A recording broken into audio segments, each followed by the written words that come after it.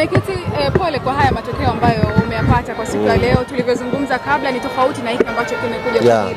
Tuambie kile ambacho kimewaangusha siku ya leo. Kwanza tumshukuru Mwenyezi Mungu na lazima tukubaliane na matokeo yalivyokuwa.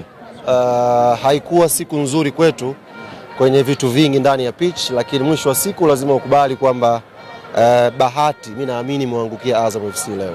Tumecheza vizuri, composure ilikuwa ya hali ya juu, lakini bahati ndogo ambayo wao imeangukia tena kwenye extra time, mistake ndogo tu ambayo ameifanya Baka imeweza kuwapa goli la 3, goli la ushindi. Kwa hiyo tunamshukuru Mwenyezi Mungu na tuwatakie la kheri kwenye hatua ya finali ilipokwenda. Ni kama kulikuwa kuna kukata tamaa hivi kadri ambavyo muda ulikuwa unazidi kwenda kwa mashabiki pia, lakini kwa wachezaji. Concentration ya Azam ukiangalia walikuwa wanahitaji kwenda kwenye penalty kwa sababu walikuwa pungufu uwanjani. Na sisi tulikuwa tuna push tusiende kwenye penalty, tuna faida kwa watu wengi uwanjani. Moment kama hizo kwenye mpira huwa zinatokea. The more una push, concentration ya kujilinda pia inakuwa ndogo.